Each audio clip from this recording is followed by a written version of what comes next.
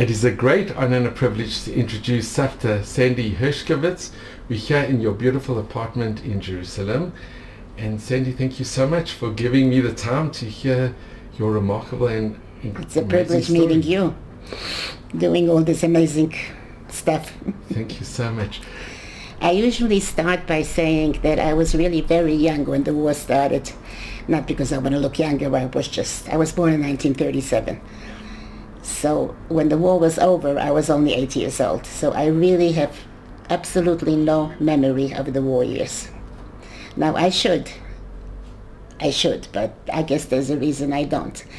I was actually hidden by a woman, a Christian woman, and I don't even remember her. So I don't know how to explain it, but real information, I can tell you what I was told, what people told me, and what I may be here and there someplace remember when I'm told something, but I really don't. If I were to write a book about the war, I don't think I could do it, except for things that happened to me that I do here and there. And where were you born? I was born in Krakow. In a hospital. But we didn't live in Krakow. My father was very proud that I was born in a hospital. So we lived somewhere in a small town called Rabka in Poland. I guess Galicia must have been. Do you know any background of your family, where they came from? Well, that's where they came from. They were Polish. They were, as far as I know, that's where they're from. I know from my father's side, I know names of brothers and sisters. My father was one of 12 children. 4 survived, and 2 of those 4 had no children. So it's whatever. But they were all religious, that I know. And what else? I mean, my father did not talk. He was a funny man. He had a sense of humor. He was not a depressed person, but he did not talk about the war. Most people, in my experience, did not want to talk, to go there. I know nothing about my mother, and I should have. He remarried. I have a sister. I'll tell you about my sister in a minute. She'll be part of this. You'll know who she is. So I really know very little from her side. From his side, I just, I know names, and I know the 4 that survived. 3 of them came straight here after the war. We went to America, my parents. My sister is Esther Waxman. Does the man ring the bell? Nachshon Waxman? Of course, sure. No. That's your sister. Just said yes. Very much so. I met your sister. She spoke at Emunah. She lived in Ramot, yeah. You know the story. So she was born after the war, like 10 years after me, to another mother, but we're very, very close. And so that's part of our story. And what is your earliest memories that you can remember? Why I can't remember? No, what is your earliest recollections? After the war. What I know my father came to see if I was where he thought I might be, otherwise he wouldn't know where I was. The way the whole thing happened, my mother was supposedly, from what I hear, a very beautiful woman, did not look Jewish. And she had Aryan papers that she was Jewish, and she was working for probably the Nazis, I don't know where. And this woman worked next to her, and they, I guess, talked to each other. And one day she was working and she was crying. This is how I heard the story. I don't know how the person that told it told me. No, it was according to my mother had an aunt a cousin whose name was Darka. It was Dora, really. Okay, well they called her Darka. Just my fault. Yeah, anyway, when I spoke to her at Avi's wedding, at one of the weddings of one of the grandchildren, and she said the story that she got was straight from the woman who had been my mother's babysitter and who took her in. She said she thinks it was Yom Kippur, and that her mother was crying, and she shared with this friend. The woman said, "Why are you crying?" And so she told her that she was Jewish. She told the husband, and that's the last anybody ever saw her. The next day, according to Darka, the next day. It's okay, I might not even know this. The next day, she was walking in the street. The woman who saved my mother was her babysitter. She She was like a 19, 20-year-old. My mother worked, yeah. And when she worked, she babysat for her. And they were walking in the street, and she saw this woman from work talking to a Nazi and pointing at her mother. And her mother said to the babysitter, whose name was Franja, she said, "Take the child and keep going like you're not with me." And it seems she was shot on the spot over there. That's what Dorka was told by Franja after the war. So then she was taken, now you continue, she was taken by the babysitter. Her family did not want to have anything to do with me, because if they found me, the whole family would be dead. It was very dangerous. Yes. So she said, "Don't worry, I'll take care of her." There was apparently a basement or something where I stayed with her and slept there. And when the people came into the house, like other strangers, I would go into a closet and stay there until it was safe for me to come out of the closet. Outside, I never went. Nobody knew I was there. None of the neighbors knew I was there until after the war. Now, this is the time to tell me about the neighbor.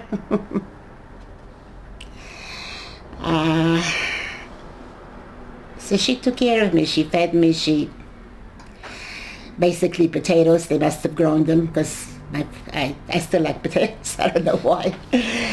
I finally was let out of the house, and I was playing with a child next door. And the people that lived next door, I mean, the Polish people, some people get upset when they're inherently anti-Semitic. There are exceptions. It's never everybody. But it is really, I don't know, there's Jews and Catholics and their God and all that. He realized that I was Jewish after I was let out. He went into his house and he got a gun. And he pointed it supposedly at me. I was with his daughter. And he killed his daughter. Because she was playing with you? No, he made a mistake. He didn't mean to kill her. He wanted to kill me. I was a Jewish child. How did he not know this? So apparently, nobody knew I was there until it was probably around 1945 when I think we were actually liberated by the Russians, not the Americans, where I was. I don't know exactly where it was. But this is, I'm never gonna die.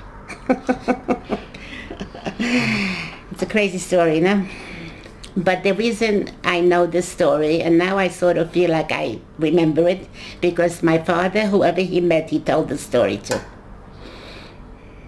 It was like a miracle, I guess. Now talk about your father coming to get you. Hmm? Your father coming to get you. And now he had a My father did not know where I was. My father was taken to the camps, like the men, they took the men first, and then I don't know how they got separated, where my mother did what she did. But he went to her house. He knew where she lived before the war, and she figured maybe she's there. If she's not there, if I wasn't there, he would not know where I was. And I was there. And I wanted nothing to do with him. I did not remember him. In fact, they told me that I said, my first words were, "What does this Jew want from me?" So apparently it was in the air. I don't think she tried to convert. I don't know what she tried to do. I don't know. I look at it as she saved my life, and that's a good thing. But I don't know if she didn't want to give me back at the beginning, from what I hear. My father, I don't know where he got it, but whatever he could get or bunny things, I don't know what. He was in the black market right after the war. He started. Well, it was immediately, and he gave her whatever he could give her. And she did let me go, but not, listen, I guess you get attached to children. You don't, doesn't have to be a bad reason. But that's how I reunite. I don't know where I would be today if anybody else knew I was there, if there was other family. I really don't know. Do you have any recollections of seeing your father, of meeting him for the first time? From before the war? After the war. After the war. No, well, after the war I went with him, yes. But do you remember that meeting when you saw him? I did not remember him when I saw him. I did not know who he was. But I was 8. It was like 4 or 5 years later. And looking back, can you still recall that meeting that you had with your father? I don't think I recall. I think I was told. Basically, almost everything that I know, I was told, either by her or by my father or people he told it to. I remember things that happened later. I remember pain, so to speak, like my mother was gone.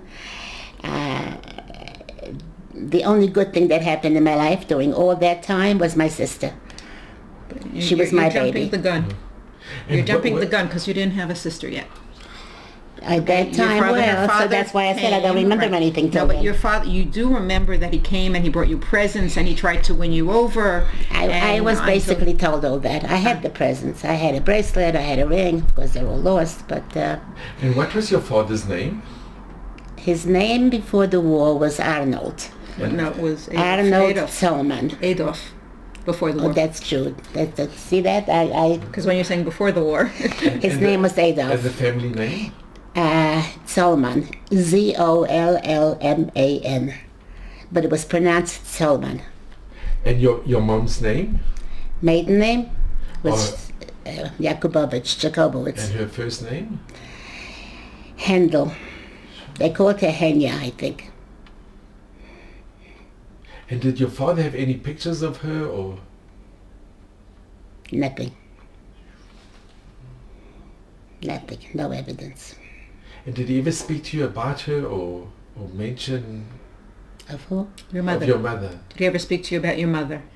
No, he didn't. I would sometimes ask. It was like an unspoken rule in the house, even my sister. You don't talk about it. You just don't go there. I once took a course on immigrants in college, and I wanted to interview him. He couldn't do it. Even with his grandchild, he couldn't do it. I had to do my father-in-law because he couldn't do it. He was also a survivor, but he talked. Do you know which camp he went to? Grossrosen. I think it was Grossrosen. He was supposedly somebody's slave, so to speak. He was there for this one big shot that he did not have a single tooth left in his mouth after the war. I know that because I know he had dentures that he took out every night. So I don't know what kind of a life that was, but that's basically what I understand was his job. So he said he treated him well except when he was drunk, and then he would knock him in the mouth with his gun, and he said he had the opportunity when he was drunk to kill him. Take his gun, but then he said, what? Where am I going to go? Then what? So he didn't. And the one thing that he did talk about was his mother. Always talked about his mother. The only person, I'll tell you why. This was your grandmother? Yes. He vividly remembered this, and this is the one thing that he talked about in detail. The first thing they did, they said, is round up everybody over 60, took them out and killed them. And whoever was around just dug a grave and buried them. And he was there. He saw it happen to his mother. And he begged the people, he said, to please, let her live. That was it. And he told this story over and over and over. And he never wanted to go back to Poland, never wanted to go back to Europe. He was in his 80s already, before he died, that he said, you know what, I would like to go back. I said, why? Because I want to get to my mother. I said, how are you going to know where she is? It was a mass grave. I know where she is. I buried her. Of course, it didn't happen, but did you know that? No. Oh, did he go back for the trials? He went to Germany for the trial, not Poland. Was he a witness in the trials? He was. Wiesenthal found him somehow. And he traveled to Germany. I think must have been the Nuremberg trials, no? Yeah. And he identified somebody. And the man, I don't know what happened to the man, but it's the first time that they let him go through Israel back to America. He hadn't seen the family that was here since they left. After the war, the Jews were, you must know this from everybody else. They did DP camps in Germany, and from there people went, whoever would have them. They went to America, they went to South America, they went to Israel, Australia, wherever. People wound up all over the place. So where did your father take you after the war? Where did you live? So we wound up in this DP camp. But no, you must have still been in Poland because you said you In went... Poland. In Poland, the yeah, DP well, camp was, yeah, no, because you well, went from Poland to France. I went from, and then, that's right, I wound up in Germany eventually because from France. My father, well, my mother was dead, and there was me and him. There was an organization, I think it was some sort of a Mizrahi organization, that rounded up whatever children they could find and to get them out of there and take them to Israel. That was the goal. But they had to go through France. We went to Czechoslovakia, they went to France. And there they waited to see when they can get these children to Israel. So I was one of the, he sent me because You don't believe the story. it doesn't matter what I believe. He didn't know what to do with me. It was not safe for children or anyone to be there. The story that we heard, I'm sorry, I don't know why she doesn't want to believe this story. My mother's 80 years old. Believe it. I don't She was about know. 80 years old, and it was the first time she spoke at a Zikaron Basalon. Okay, and it was they were speaking to a bunch of young Olim Chadashim, like 20-somethings, and she's telling her story, and she got to the part where she mentioned Esther. And somebody is sitting in the My audience. sister's name is Esther. Someone's in the audience who says, "Was your name Basha?" And she goes, Yeah, she gave me a different name. I couldn't have a Jewish name. My name was Sarah in Poland. So the first thing she did was she gave me a Polish name in case somebody would see me, meet me, or whatever. So that's why this girl knew me. So my She mother does it better than I says, she says, That's why I yes. wanted her here. And she goes, and then she said she was Australian, and she's talking, and Her she said, family my went to Australia. parents knew your parents, and my mother goes, Adele? I hadn't met her. I didn't she know doesn't her, even but live they in were Israel. She friends. was visiting her daughter. Her daughter schlepped her to the Zikaron Basalon, and she's, okay, so the next day they go out to eat, my mother and her sister, and Adele and her brother.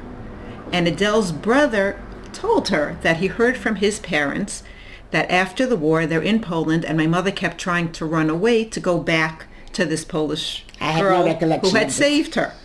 And No it was recollection. very, very dangerous. And they were taking kids to this children's home, and his sister-in-law was going with two of her kids. And he said, okay, I'll send her for a little bit, she'll be safe, and then I'll get her back.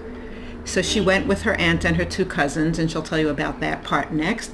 And then he couldn't get her back because every time he tried to cross the border to get her, they stopped him And they because arrested you him. couldn't freely cross. You couldn't go anywhere. Nobody could go borders. anywhere. Everybody, So- except the soldiers. Now, the big problem here was some very brilliant psychiatrist once said to her, your father finally came for you, and then he sent you away. I can't believe you didn't go catatonic. Now, before then, she'd never been upset with her father about having sent her. It was I know just about a that, given. maybe. Well, if it was, and suddenly... there was I this decided you had to terrible- send me away because but- you wanted to get married. But until And he she did get was, married. and until she was 80, she didn't hear the story. And the Yes, I other was. story is still so deeply embedded that she doesn't even believe this story, even though nobody would have any motivation to make up Well, such a there story. could be more than one reason. He could have wanted, it was a convenient reason And to it get could, me. I was not an asset to have if you want to get married. My mother, I refer to her as my mother even though I never called her mother. She was very nice. I have no problem with her, but she wasn't my mother. Whatever reason. You know, I don't have any bad stepmother feelings, nothing. But she was single. She hadn't been married yet. I don't know how much you know about this European culture. She was going to marry a man with a child. It was like they say sukhbet here, you know. this is your interpretation. But that's No, in general, everybody that will was- tell you that. Yeah, but not after the war. After the war. After the after people the war. now will not let their children No, go out now, with people who now, were married yes. before. No, now, yes, but after the No, war. always after the war. This was the pride, the European pride. She was a beautiful woman. That's the one thing in our family. Everybody has to be beautiful. Ask them. They all have to look good. They go. The first time I came to visit after she made Aliyah, and we were outside for a walk, and I was walking with her, and a friend of hers says, Linda, you're wearing lipstick. She goes, my mother's here. Anyway. So she really, and he was 11 years older than she was.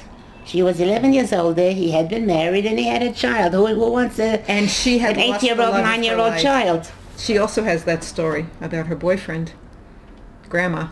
Oh, her boyfriend. She had a boyfriend before the war, like a serious one.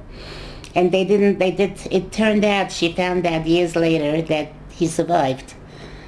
Somebody told her he's living in Israel, he has a wife and a family.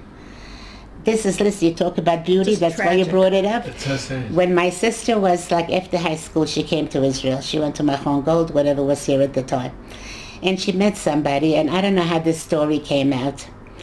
But my mother found out, no, she didn't know actually. It was her mother who found out. I'm going to say her mother from now on because otherwise it'll get confusing.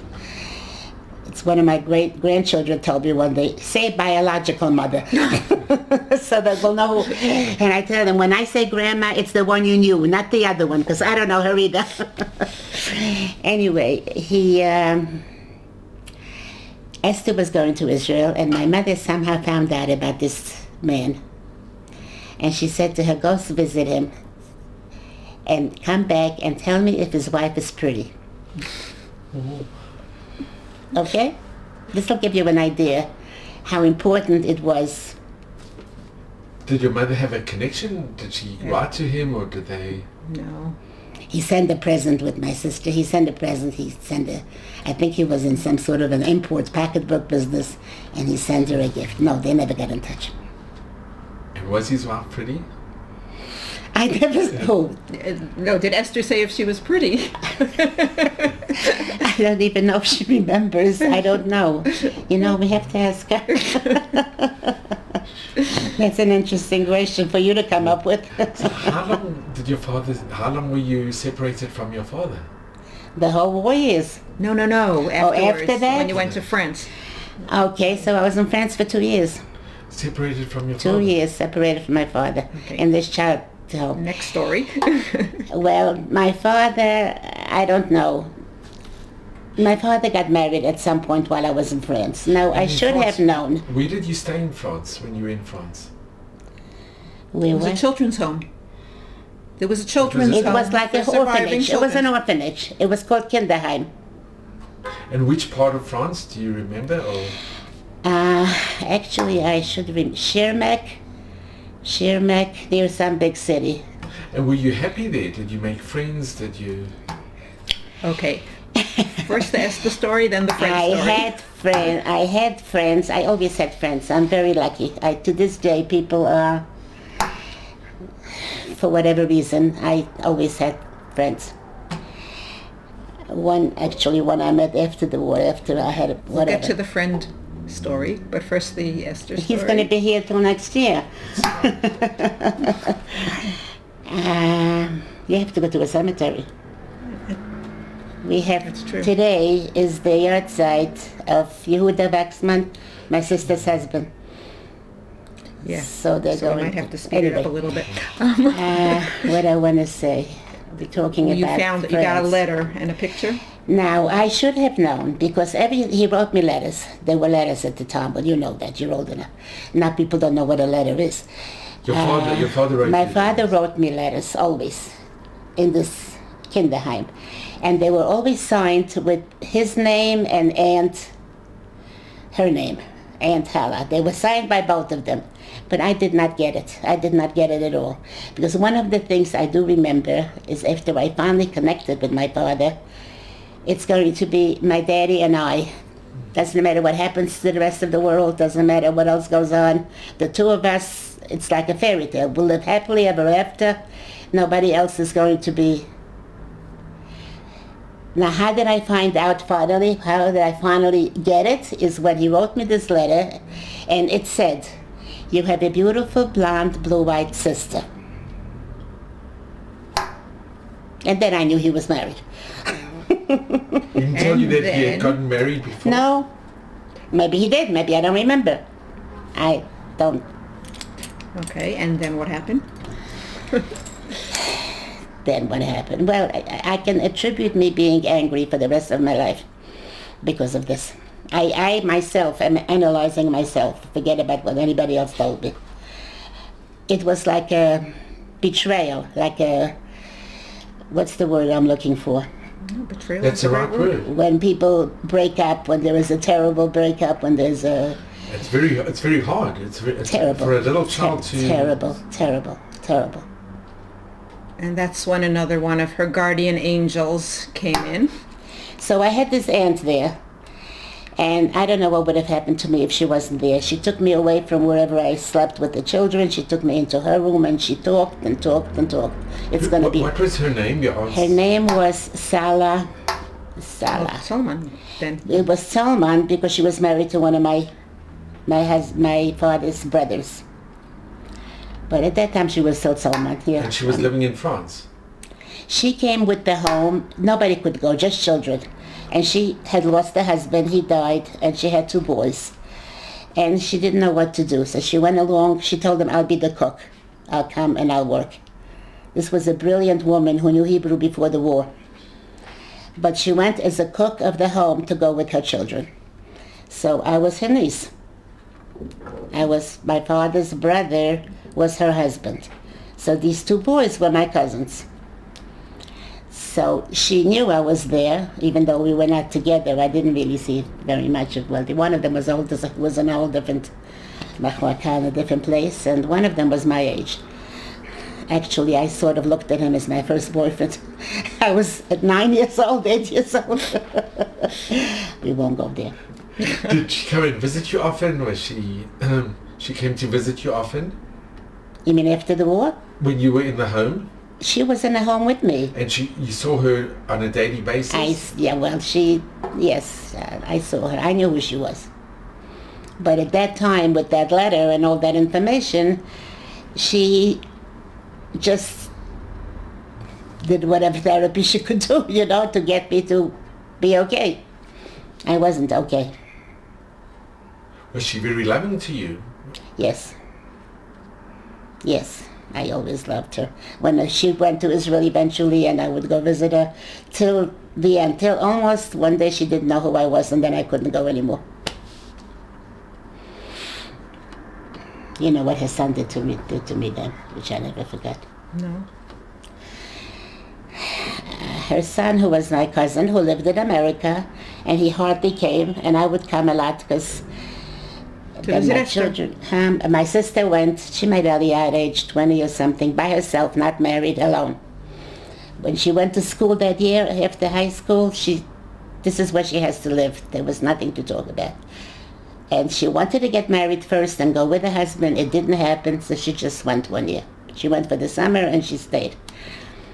So this cousin of mine, whose mother I'm talking about, would ask me, and I would say I saw her, and yes, she's okay, whatever. And then one day I said to him, no, I didn't go this time. And he said, why? And I said, I just couldn't. She didn't know who I was. I was a complete stranger, and I just emotionally could not. And he said to me, don't be so good to yourself. Did you know that? From the son who didn't come to visit. He came. This is so hard. It's so, for a young girl to... I loved her very much. Her I have no problem with, ever. But when this happened, and she wasn't who she was anymore. I'm not making excuses for it. I'm wrong. Do you know any Yiddish? She said to me one day when we mentioned my father's name when she was already not okay, she said, is gewesen a feiner Bucher. He was a fine... He was a nice guy, as though they were still, Young boys, yeah. And he was a nice boy. And I have the chills now talking about it. Okay, now you could tell her the Shoshana So I couldn't story. go, I just couldn't go anymore. You can tell him the Shoshana story now. What? Tell him the Shoshana story. Oh, my friend Shoshana? Yeah. That was also a crazy story. She went to Israel with the children's home. She lost both her parents.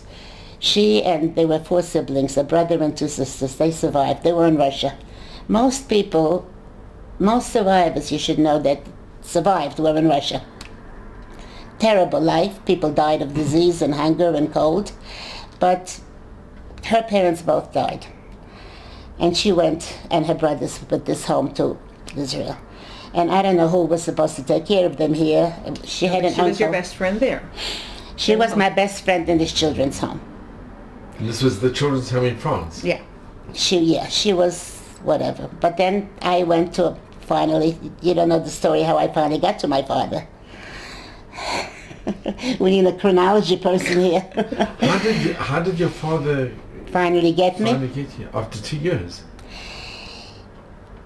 A soldier came to shul one day on Shabbat in Germany, and he told him the story. He said he has this daughter in France, and he wants her to reunite with him, and he can't get her. They won't let him get her. And the soldier, he was an American soldier, he said, I'll get her for you. Because the soldiers were allowed to go wherever they wanted. And where was your They father? were the heroes. In Germany. At that was in point, they were in the Germany. DP My father camp at in this Germany. point was in the DP camp in Germany with these people whose With my in-laws. daughter and with her in-laws. Yeah, they met. This is a crazy story. They did not know Finish each other. this she and her story. Okay. husband. So the soldier came and got her, and The on the soldier train... came. I remember the home coming out and saying goodbye to me. That I remember. And I remember being on the train, I guess it was from France to Germany, where I got my first piece of chocolate and a first orange. I remember that. And so, was a Jewish soldier who came to shul. Do you remember his name? Yes. We tried to find him when we came to America. There was no computer. We could not find him. What was his name? His name was Fred Pahorilla. You want to write it down somewhere? No, it's- And he's dead by now for sure, because he was older than nobody older than me still alive. We tried to were find you him. nervous going with him because it was a total stranger that you? Yeah, but he was... Were you nervous to go with him, or were you excited to be going back to your father? I want to tell you something now, and this goes for the rest of my life almost. I don't remember ever being asked what I wanted, having a choice to do anything. You go here, you go there, you go here. How I felt when I was told this, I don't know that either. I remember being angry. What exactly I was angry about, I can't really tell you. But I can't tell you whether I wanted to go, whether I didn't want to go. Like when she tells me that I wanted to go back to the woman, I guess that was before all this happened, before the marriage and before everything else. I still knew that I wanted to be with her because I didn't know anybody else. All right, I was with my father, but I guess he was married. No, he wasn't married. He When you were wasn't going married back in to the Germany, woman, he he might wasn't- have- No, they you got were in married. Poland when you were going back to the woman. You weren't in Germany. Oh, I was still in Poland, still in right. Poland. So they were already there in Poland? I thought they met in the DP camp in Germany. It makes more sense. Maybe the that DP they camp met- was already in Poland. it. They probably got together in Poland and, And then went they to- moved and on to from Germany. Germany they sent people to all these other countries. Germany was going to do anything they could do to atone. But I don't to know what this word to day, say. she loves oranges and chocolate. And potatoes, though. And potatoes. It's the first orange you never had in the I home? don't have a recollection of having an orange. Certainly not chocolate. I don't remember meals. I remember potatoes. I mean, I don't. I don't remember eating. So now we could tell the Shoshana story when you got to America. Can I just ask, Yeah. when you Let him ask questions. It's easier. when you saw your father, because this is just, it's incredible. When you saw your father and your sister and your new mother, how did you feel? How was it must have been the most You're incredible going to ask me emotion. how I felt. First of all, I fell in love with the baby. She became my baby. It's like that to this day. She's in her 70s, I'm in my 80s, and she's still my baby. She's an incredible lady. She's That's true. But I'm just saying, as far as taking care of her and how I feel about her, It's what she claims saved her. This baby. this baby was my baby, and she felt the same way about me. She had a And mother. still does. And she had her tonsils out. She was like 5, and she was under anesthetic, and she opened her eyes and said, "Where's Sandy?" Not "Where's my mother?" It was that kind of a relationship. you're both very similar. There's such, I don't know, I see a similarity. They're really not, but anyway. They're both wonderful. It's a symbiotic relationship. I don't know how to explain it. It's not... Anyway. We're nothing alike, really. Seeing your father, was it very emotional to see him? Were you angry? My father, emotional. Do you remember? Do you remember when you first saw him, when you got back to him, to Germany? You don't remember? And your mother? Angry. I was just Yeah. angry. I was angry at the world. It's understandable. And your mother? Angry at the world. My father, it was a love-hate kind of thing. I could not love him. I mean, how he got me to go, and he was my father. But then the pain of what happened after was anger. And was your mother good to you? Was she kind to you? And She was good to me, but she was not an exceptionally maternal person. Not because it was me. She wasn't to her daughter either, apparently, if there was, if she did felt she about show me. favoritism with the two Did she girls? what? Show favoritism. Not really. There was a 10-year difference. So it's like there was no competition at that point. Maybe once she moved to Israel, she was more concerned about her, obviously. I remember having one blow-up with her about my sister, because it had to do with her and my children. So anyway, no, she didn't show up. She was very nice. She was actually very nice to me.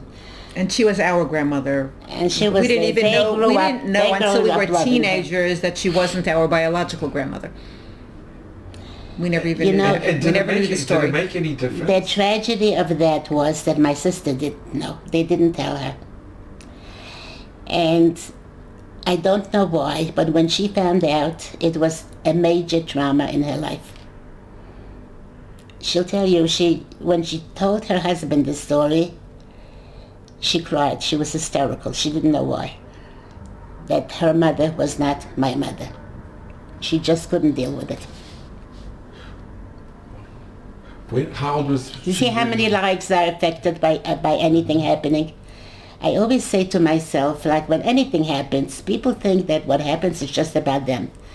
There's a whole bunch of people that are involved and are affected by everything we do. How old was your sister when they told her? I kept telling them that they have to tell her because people knew. There were people in the neighborhood who knew, but nobody told her. How old she was? She must have been about, I already had you guys maybe. She must have been 11, 12. 12, 13, 12, 11, something like that. And we were in shul, everything is around shuls and religion. I went out when it was time to say, she went out when it was time to say Isker, and I stayed in the shul. And I guess she was old enough to realize that I shouldn't be in shul. So she said to her mother, why isn't Sandy coming out?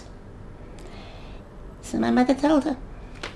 Just like that. Just like, No preparation, no, well, I'm really not her mother or something like that. I really don't know. It was very, very bad for her. She took it very... That's why I'm so crazy when it comes to keeping secrets. I can't makes stand sense. when I don't know something or when they even want to protect me and shelter me and don't tell me things. Because I see how terrible they can be.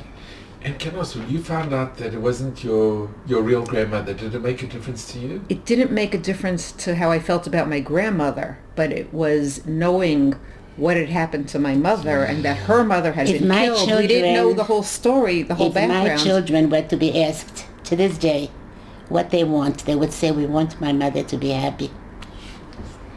Am I wrong? You're not wrong. That's what they want.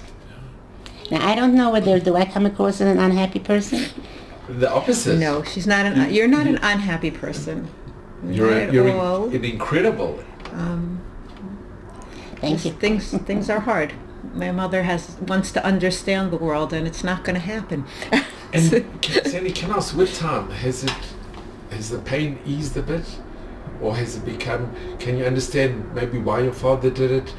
Can you forgive? Has it You're going to do therapy on me, huh? but has it lessened the pain? Has it?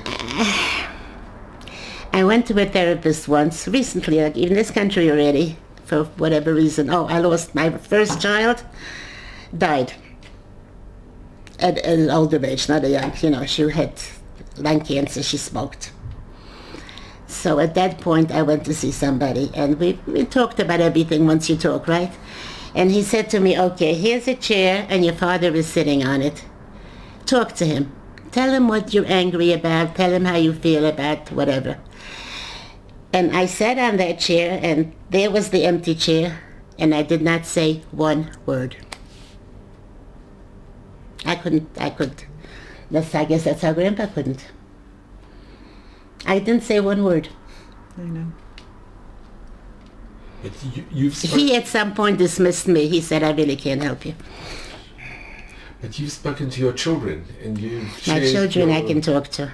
Not Oh when no, they were she little could talk so much. about her father, but she couldn't talk to him. To him. I was supposed to be couldn't talking to him. He's sitting here. It's a and talk to it's him a how you technique feel. that can work really amazingly. So interesting. But And how was your sister? How was Esther's relationship with your father?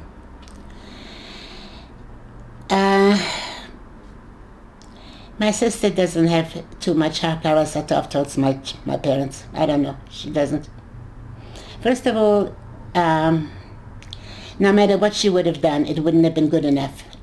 Her mother was like, she was supposed to make life up to her and become, I don't know what, she became this amazing person. But by then she was dead and didn't know about it.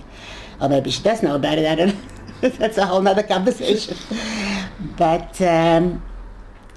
they didn't like him. She didn't like him for no reason. the husband, He was her husband. he wasn't good enough. He wasn't. Nobody was going to be He good. wasn't the king of England. Like it wasn't. It had nothing to Or do at with least him the prime minister. or a doctor. Tall, good-looking guy. But anyway, It's one of my traumas, seeing him after the war. let's go back to you. You know that? Yeah. What?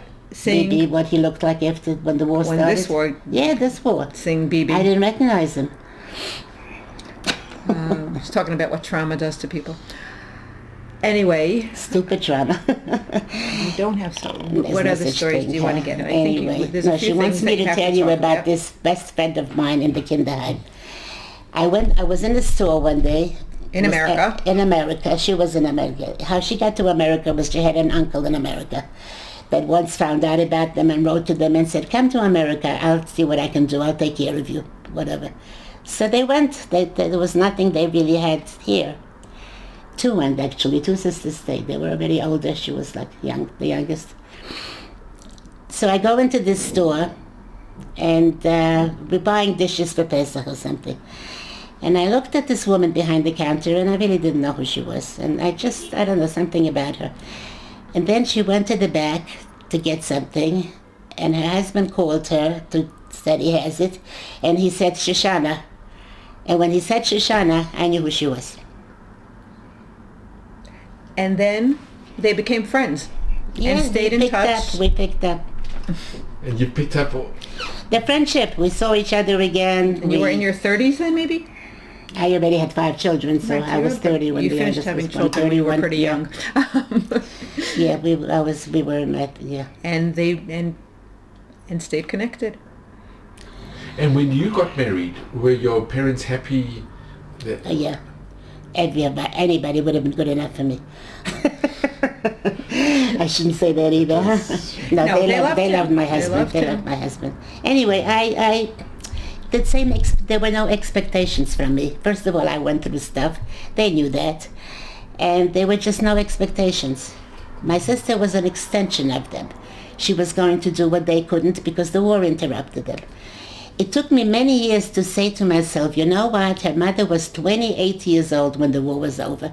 What do you mean your life is over? She was 28. To me, the way she talked about her life being over, like she was, who knows how old. Look, she also went through Auschwitz. She was in Auschwitz. She was in your mother. Yes, Yeah. she was in Auschwitz. So who knows what she went through. I mean, you know. So there are quite a few stories of survivors that they marry people that are much older than them because what they went through. She was her mother's cousin. So there was a family connection already. But she didn't want him anyway. People just married somebody not to be alone, to build a new family, it wasn't love stories at that stage. And she was beautiful. Very beautiful. She had to be beautiful. Very, very, very beautiful. Anyway, yeah. Okay, now let's tell the Switzerland story. Oh, yeah, well, that's already after the war. This is going to be all about me, huh? Yes, this is what it's about, you. So this was from Germany already. I was in Germany for a while when people all over the world wanted to do something. This was from the joint. This is the joint? Yeah. Okay, I don't know who did what. They got in touch with surviving children And there were families in Switzerland who wanted to take them for a few months to their home and just be nice to them and give them a holiday, whatever. So I was one of the children. So why did I say what I said before about having no children? Nobody asked me, do you want to go?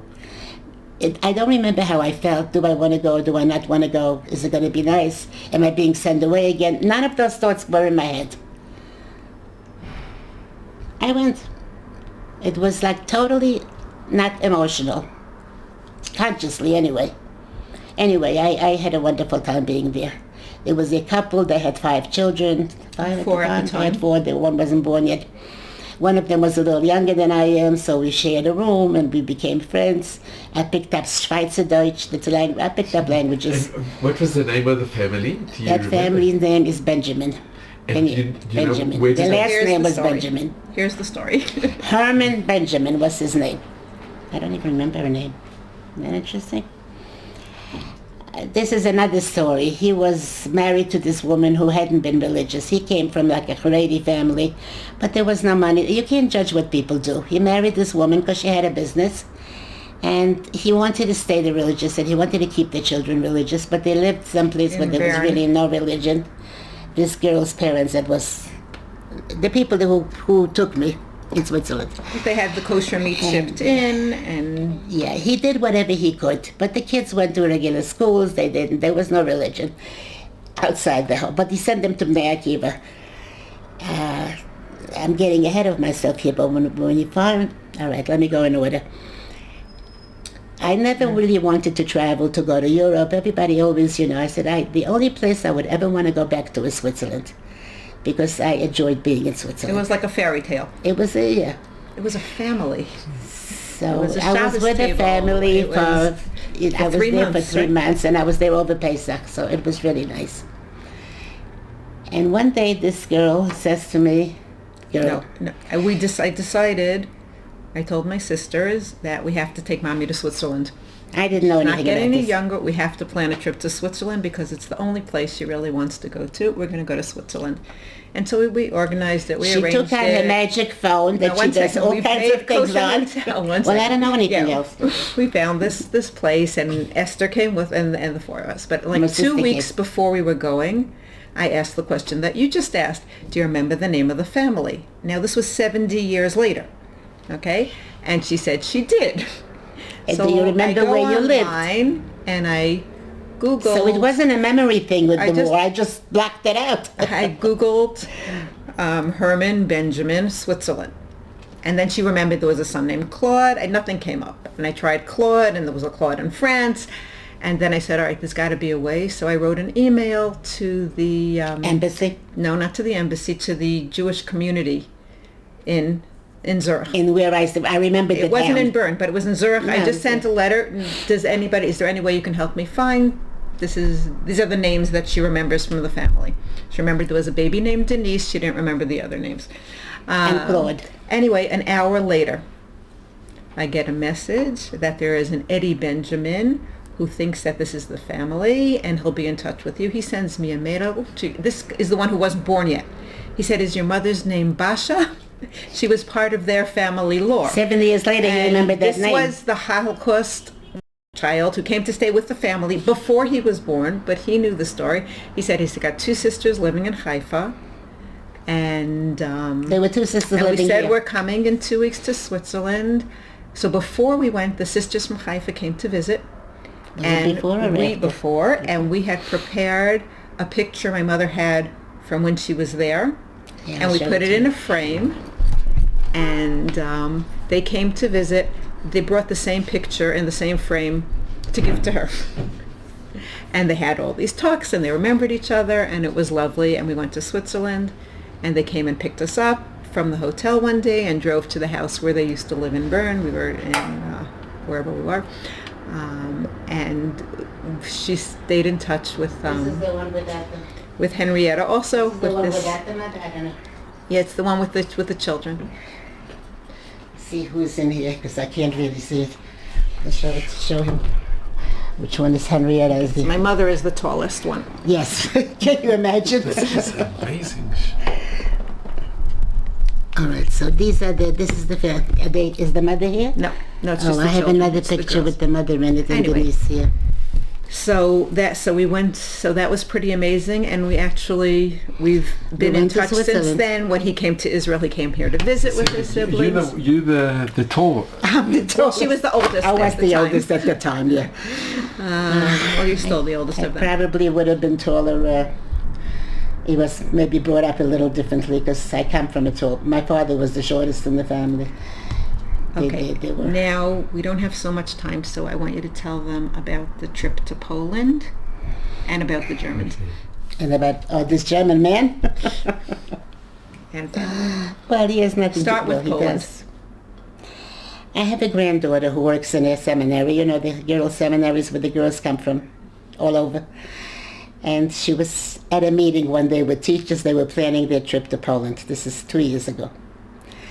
And the principal of the school said, wouldn't it be nice if we found somebody to come with us on this trip? A Survivor. And my granddaughter goes, well, I have a grandmother. So he says, do you think she would come? And she goes, I'll ask her. So then I met with this principal, who's an amazing man. What's his name? Rosenstein. Moshe Rosenstein. The seminary is Tomer Dvora. It's in, where is it? Sanhedrin Marchavit, I think. So I met with him and I talked to him, and I really didn't know if I wanted to go. Like, why would I want to go? This is the first time The first time I had been back, yes. And I know the story, it's not like, but to see it is not the same as knowing it. That's why when I do speak, I say you have to keep it alive as long as you can. Tell them to tell people. Because one day it'll just be another page in history. And if you want it to go on, then you have to do your best. So, and he was just amazing. He said to me, you know what? You can cancel the last day. So once you hear that, you feel like you're not really committed, if you're really going to be so stressed, so you won't go. It's the best thing I ever did. The treatment I got from those girls, from everybody I met there, people took pictures with me wherever they saw Let it. me just say for a minute, my mother, the reason she decided to go is because she thought it would be good for the girls if she was there, and it was incredible. They made this video at the end that they sent her, how we love you, and I'm making Aliyah because of you, and you're Yes, I put that in. amazing, and this I throw whole that trip, in. I throw in that and, picture will be here. and all these things. And the reason I wanted her to go was because I knew how great the girls would be for her, because I knew how she would be treated, and that's She when I came with thought me this and up. one of her My daughters-in-law. daughter-in-law. I had 5 girls. I have 4. It's not that I love her more, but there are different people who are needed for different things. Anyway,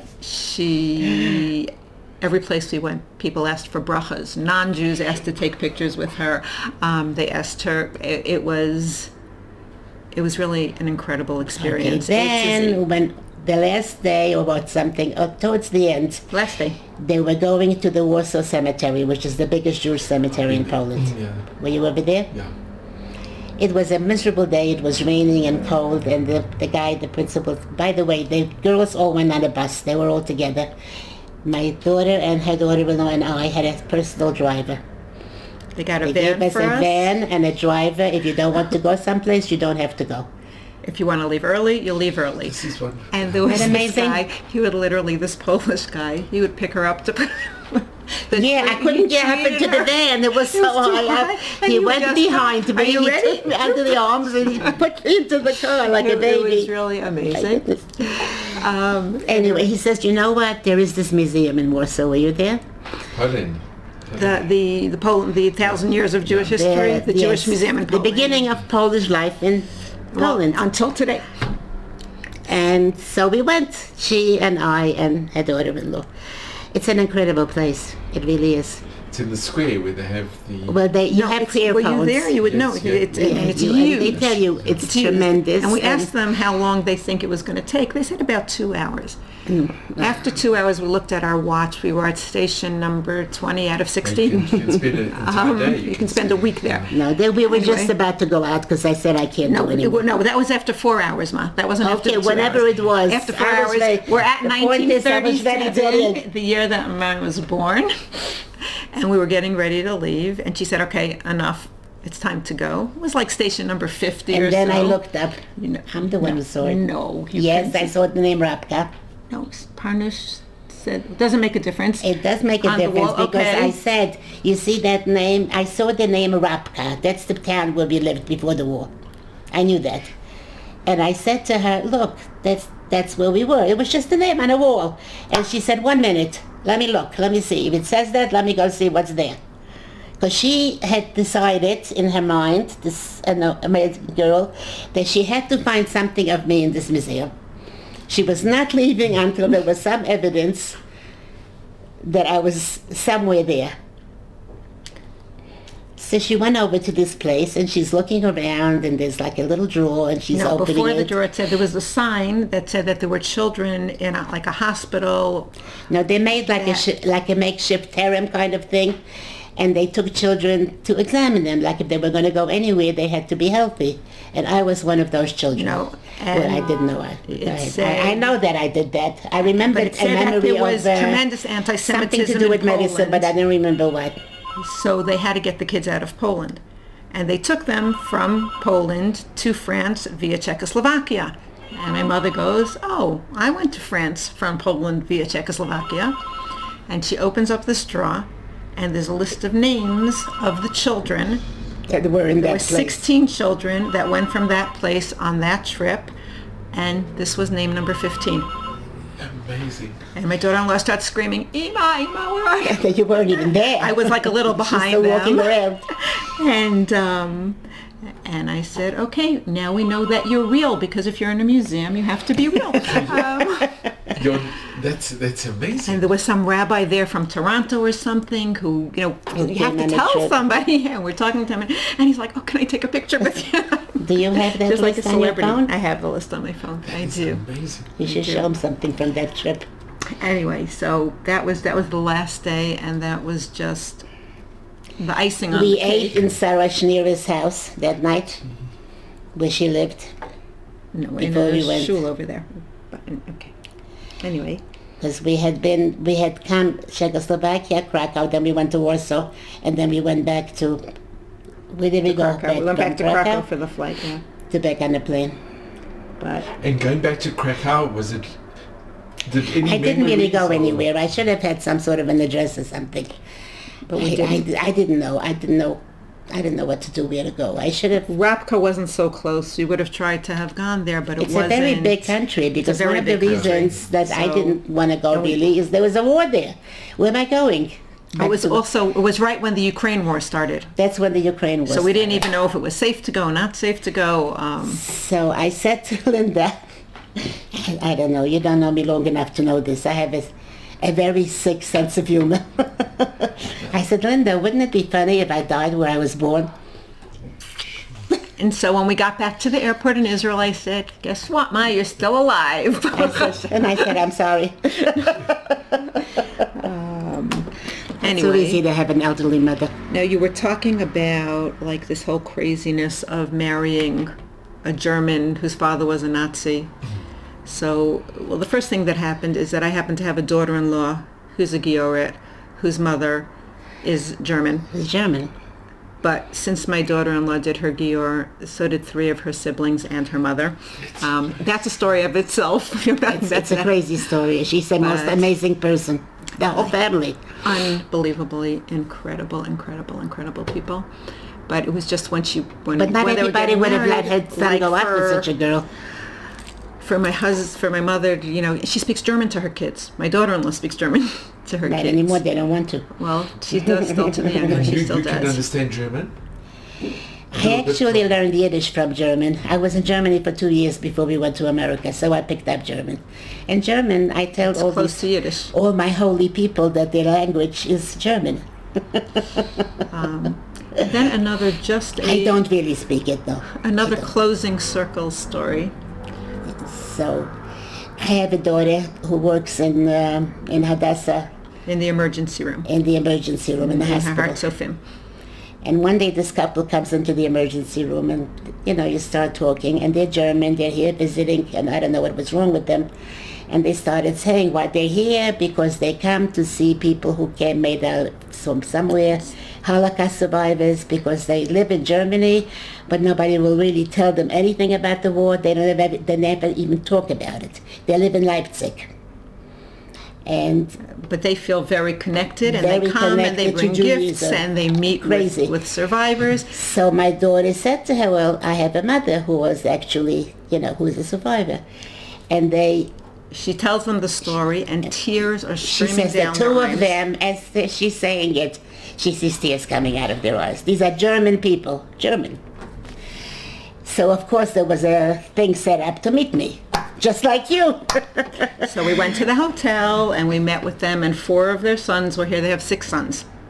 The sons' names are? The sons' names are Shmuel, David, Jonas. There's an Ephraim of all things.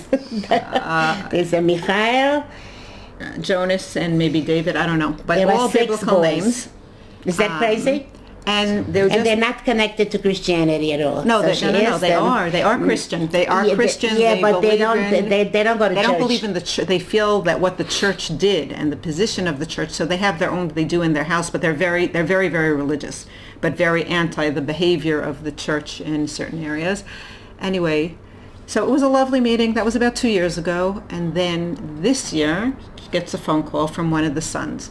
One of the boys came right after the war, after October 7th, and he's been volunteering in Yad Vashem. 2 other boys came for a month each. One is in medical school, the other one just graduated, and they were down south, agriculture, singing for Chayalim. They play instruments, and they came to visit.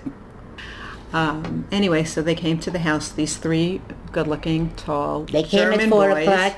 They had to go home to their families, and they stayed till 11 o'clock at night. These boys without the father. So we asked them, what do you sing to the Chayalim? So they said, V'hisha Amda. They start singing. I can show you, there's a songs. video here of them sitting on this couch around my mother singing V'hisha Amda. And I'm like, we have pictures, have video. No, but the video you have no time for. The Twilight Zone. I feel like survivor mother in her apartment in Yerushalayim with German goyim singing V'hisha Amda. And then a few weeks later, the father came to Israel to visit the son, and he came to visit, and we had all these very interesting. It's unbelievable that you'd have German youth coming to your home singing V'hisha Amda to a survivor. It's incredible. It's amazing to me. Beyond belief. The only thing I remember her saying when this Georet came into the family, before she came in, how am I going to tell this to my mother? And Sam, how about this girl? How did you react? And you reacted. How did you react? And what else is she? No, I try. I have spent a lot of time of my life not absorbing all my parents' opinions, not having this stolzheit, whatever, and to be like not so judgmental. Even though they tell me I am anyway. One of my sisters-in-law asked me, so you're okay with the Giores? And I was like, I just am curious, if someone offered you Ruth Hamoaviyah as a daughter-in-law, would you say no? This girl is gold. My mother is so close with her. I think it's incredible. And it's she's an incredible girl. She has 7 children now, B'nai and she was brought up like a Haredi. There was no television, nothing in their house. There was music, learning, and sports. It's like a circle closing. It's incredible. Totally. Sandy, can I ask you what message, and maybe as well, what message do you impart to your children, grandchildren, and great-grandchildren, and to the future generations? It will be, I hope. I have a great-granddaughter married who just told me she's expecting. A great-granddaughter? If I am still here when she has this baby, it will be the 5th generation. That's amazing. From a person who is the sole survivor of her mother's family. And we're not going to say numbers, but she's close to 100 triple digits in great grandchildren. Baruch Hashem. Kenai Nahara. Tribe. And It's a tribe. And And you know, that is the best, they say, nakama, it's the best comfort and revenge, really. and the only other thing you tell everybody is where should they live. You're happy you came to Israel. Oh, yeah. Yes. I just tell them, this is where you belong. This is where it all started. This is where first of all, when did they ever have a Medina with everything that happened to us? When I see the demonstrations, I don't know what to do with myself. It's like I would like to send them to Iran, to some place to live for a year and see if you like it better. What is it that you want? And to sympathize with the poor Palestinians. And that it's mind-boggling. It's one of the things I don't understand. She tells me I'm like a teenager. I don't understand the world. How is the world sympathizing? But as far as for people and her children and her grandchildren, They should be here. Well, they were. They asked me questions in the school. I spoke in the school before I went with them to Poland. And they said it's very hard, to leave your parents. I said, yes, it's very hard to leave your parents. I'm not telling you to run off and leave your parents. It's a thought. It's just a thought that this is where we all should be. And there are children who bring their parents. Even my daughter was the first one to come. Well, She was the first one to make Aliyah for my whole family. And now they're all here, every one of them. Well, I must tell you, I am so incredibly grateful. There are no words, really. I've never met somebody like you. Whoa. And Canberra, I've met You a know lot of people. people. But you are amazing. And I think the story is just, there really are no words. I am eternally grateful to you. And from the bottom of my heart, I want to thank you so much. And if I could ask for a bracha. May you live a very, very long life and spread your message and meet your people and retell the stories you hear. I'm so grateful. And be here more than you're somewhere else. I don't know how much time you spend here. You're always smiling and you're so positive, and you are somebody we should all strive to emulate, really. I think you are an amazing person, and you should only have nachas and mazel and bracha. I have this doctor that keeps telling me I need a radio show. So I said to him, what's a radio? But really, I want to thank you both. I really do, and I'm extremely grateful. Thank you for your bracha. And it's been just so special. Keep in touch, okay? And you have... I'd like to hear more stories. You leaving us all these papers? Yeah. Absolutely. Wow. Thank you. Thank you both so very much. It's the best present you could bring. Thank you. So this is a picture of your father at the kotel.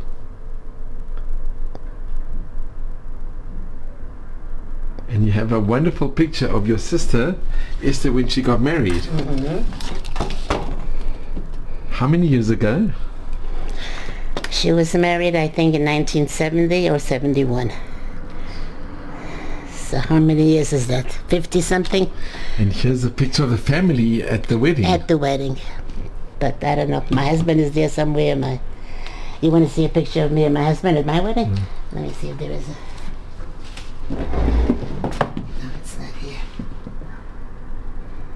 And Esther, do you remember meeting your father's brothers? The ones that were alive, yes. And did you have a good connection with the brothers? Yes. There was one sister and there were 4 of them left. Out of 6 girls, there was 1 left. And out of 6 brothers, there were 3 left. Out of 12 children. Could they speak about the experiences of the family? We never did it. I never really sat down. And whenever... I'm not here that long. I'm here about 17, 18 years. But we would come. Whenever I came, we would to visit him. I would go with my father to visit the whole family. I really haven't seen them as much as because I'm here. When you come from someplace else, you see people. Mm. When you live there, it's like the kotel. I would go to the kotel each time I was here. Now, so it gets harder. Let me show you our wedding picture. So this is you and when you got married? Yes. And in what year did you get married? 1956. And here's a picture of you and your husband and your sister and her husband and your parents. Mm-hmm.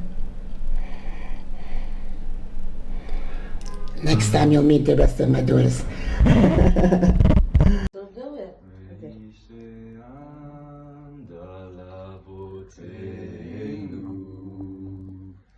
והיא שעמדה לאבותינו ולנו, שלא אחד בלבד עמד עלינו לכלותנו, עמד עלינו לכלותנו. והיא שעמדה לאבותינו, והיא שעמדה לאבותינו ולנו, שלא אחד בלבד עמד עלינו לכלותנו, עמד עלינו לכלותנו. והקדוש ברוך הוא מצילנו, מצילנו מידם. והקדוש ברוך הוא מצילנו, מצילנו מידם. Da da da da da da da da da da da da da.